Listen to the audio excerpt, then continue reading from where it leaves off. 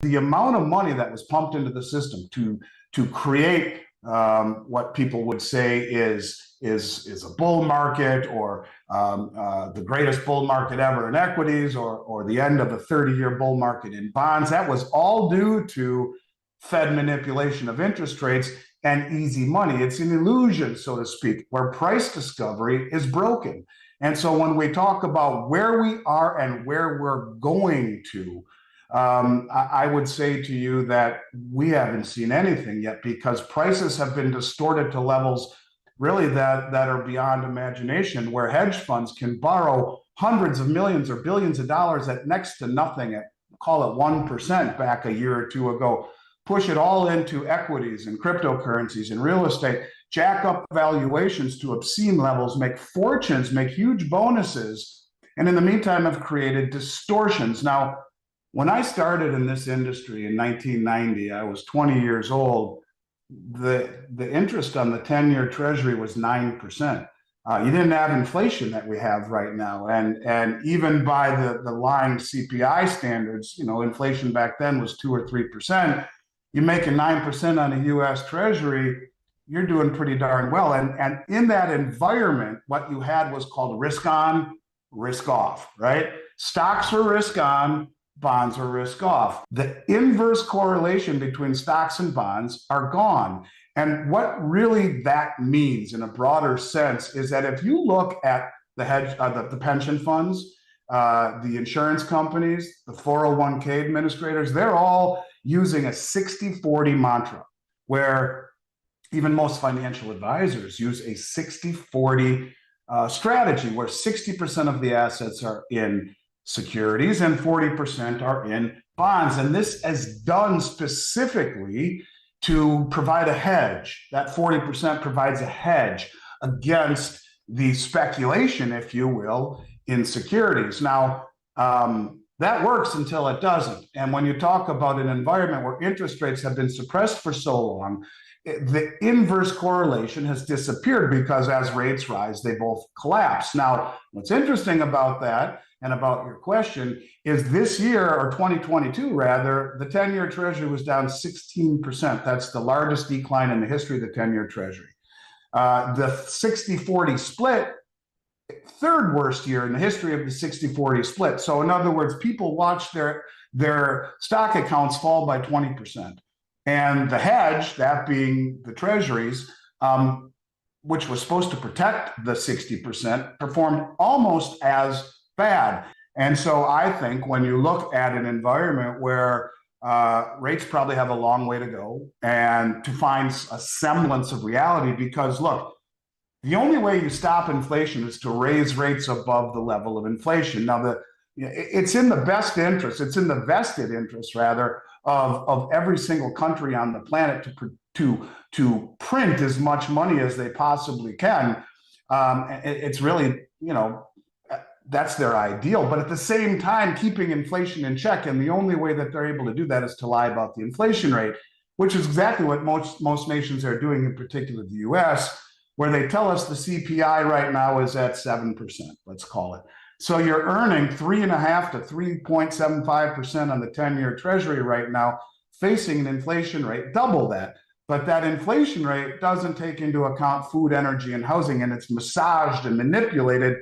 People talk about real rate of return. The real rate of return, using the lying CPI numbers, you're still negative 4%, pretty darn close. And so rates have not gone anywhere near where they have to go to not only stop inflation, but to find a commensurate value, or some sort of a symmetry between prices of assets and interest rates. And I think we have a long way to go. Quite frankly, I believe that the market will ultimately dictate where interest rates will go, as bond prices continue, or bonds continue to be sold off and rates continue to rise. I would say we have a long way to go, because the price discovery mechanism has been broken for the better part of 12 years, thanks to the ridiculous monetary policy of the Fed. Easy money, low interest rates has created an illusionary environment, or an illusion of prosperity, that I think will pop as rates continue to rise, because the pillars of wealth, stocks, bonds, and real estate, all achieved all-time highs here last year and are all inversely correlated to a rise in interest rates. So I believe we haven't seen anything yet. The central banks have purchased more gold in 2022 than they did in any year since 1967. It's not just gold. You're looking at countries like India, who accumulated 300 million ounces of silver.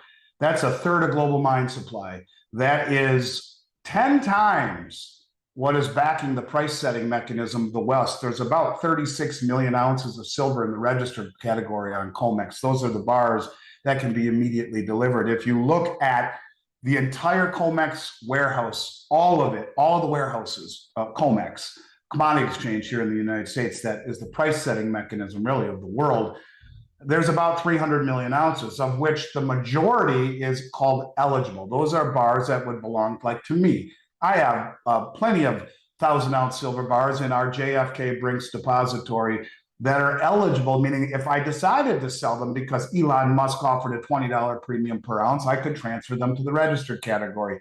But most of the silver held in these COMEX vaults are eligible. They are in strong hands. They are not for sale. The registered bars are for sale. There has been roughly a 80% drawdown in the registered category over the last 18 months. The majority of all of the silver drawdown that we have seen from just this year, 2022, from roughly, let's call it 330 or 40 million to 300 million, is almost exclusively in the registered category. You're seeing a massive drawdown. Just a few months ago, in one day, one entity purchased 26 million ounces of gold, 45% of all the gold kilos on the COMEX market. Who likes all the kilo bars? That's right, the Chinese do. Who's been buying all the silver that's been drawn off of the LME and the COMEX? Oh yeah, India just purchased 300 million ounces. The LME watched a 70% drawdown, the London Metals Exchange, a 70% drawdown in aluminum this year, and a 90% drawdown in zinc. Go look and see what China has in terms of aluminum. They now have 20% of global stockpiles. The world, not the US, but everyone over there are using the manipulation of the metals prices to reposition globally reposition out of dollars into commodities. And I guess I would simply say to you that, look, there's no question that silver is a strategic monetary asset. And this is part of the reason why the BRICS have started buying everything, including silver. But the physical demand is betraying the rhetoric and the price that we see, that there's 10 times the amount of silver delivered to a country like India than is in the COMEX vault for delivery.